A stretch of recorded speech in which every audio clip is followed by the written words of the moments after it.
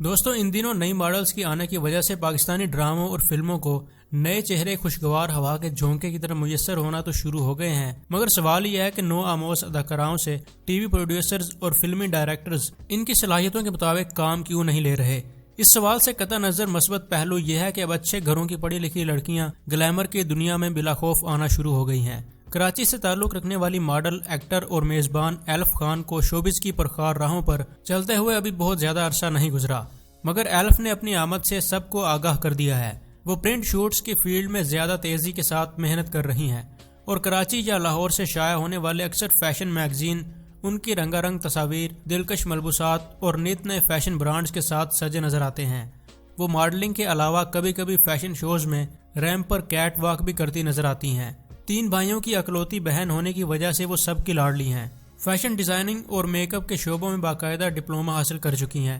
ایلف کو جتنا اچھا خود کو سجانا اور سنوارنا لگتا ہے، اتنا ہی خوبصورت وہ سب کو دیکھنا چاہتی ہیں۔ شاید یہی وجہ ہے کہ وہ میک اپ سے بھی دلچسپی رکھتی ہیں اور اپنے آس پاس کی ہر شے، ہر منظر کو خوبصورت بنانے کے لیے ڈیزائننگ سے بھی انہیں خاص دلچسپی ہے۔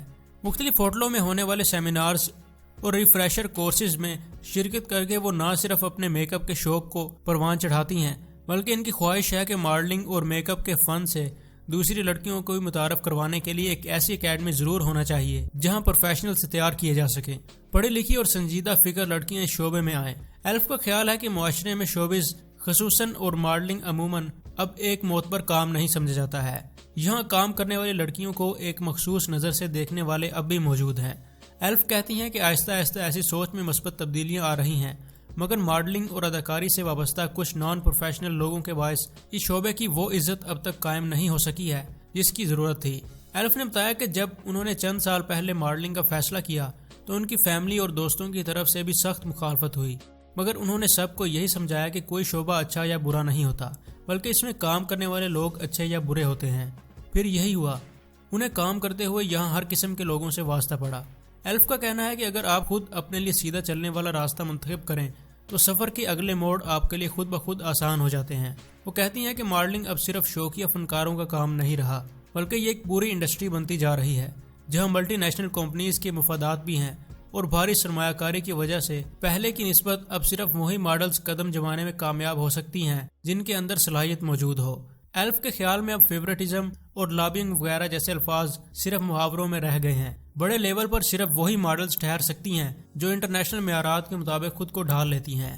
ایلف نے بتایا کہ وہ خود کو فٹ رکھنے کے لیے ورزش بھی کرتی ہیں، جم بھی جاتی ہیں، ڈائٹنگ بھی کرتی ہیں اور اپنی نیند کا بھی پورا خیال رکھتی ہیں۔ وقت کی پابندی کے ساتھ ہر کام کرتی ہیں اور ان سب کاموں کے ساتھ ساتھ اپنی سوچ کو بھی پازیٹیو رکھتی ہیں، کیونکہ ان کا کہنا ہے کہ انسان جیسا سوچتا ہے اس کے چہرے پر ویسے ہی تاثرات گھر بنا لیتے ہیں۔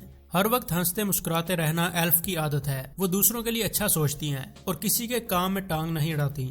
انہوں نے ہنستے ہوئے کہا کہ اکثر دوسروں کے کام میں ٹانگ نہ اڑانے والا اصول میرے کام بھی آتا ہے، لیکن کبھی کبھار ایسا بھی ہوتا ہے کہ خود مجھے ایسے لوگ ٹکرا جاتے ہیں جو میرے کام میں بلا وجہ روڑے اٹکاتے ہیں۔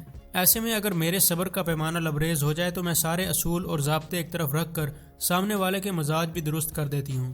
ایلف نے ہنستے ہوئے بتایا کہ میری شخصیت میں قدرت نے جتنی کشش رکھی ہے اس کا مجھے اچھی طرح اندازہ ہے، اور مجھے یہ بھی پتا ہے کہ میرے بال اور آنکھیں ماڈلنگ کے دوران میرے مؤثر ترین ہتھیار ہوتے ہیں۔